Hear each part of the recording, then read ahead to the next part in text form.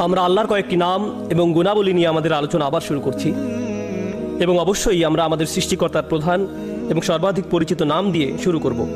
আর সেই নামটি হলো আল্লাহ। সেই নামটি হলো আল্লাহ।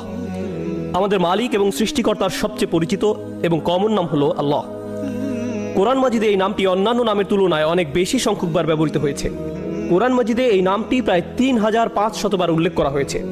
কোরআন শুরু হয়েছে এই নামটি দিয়ে বিসমিল্লাহির রহমানির রহিম আলহামদুলিল্লাহি রাব্বিল আলামিন। কোরআনের সমাপ্তি হয়েছে এই নামটি দিয়ে কুল আউযু বিরাব্বিন নাস মালিকিন নাস ইলাহিন নাস।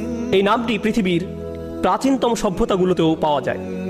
ব্যাবিলিয়নি সভ্যতার প্রাচীনতম যে পাণ্ডুলিপি পাওয়া যায় তাতে এমন এক ঈশ্বরের কথা উল্লেখ আছে যার উচ্চারণ আল্লাহ শব্দের উচ্চারণের কাছাকাছি। এই নামটি আমরা ওল্ড এবং নিউ টেস্টামেন্টেও পাই ইল এবং ইলোহিম হিসেবে। এই নামটি প্রাচীন সভ্যতার মানুষদের কাছেও পরিচিত ছিল। কুরাইশদের নিকটও এই নামটি পরিচিত ছিল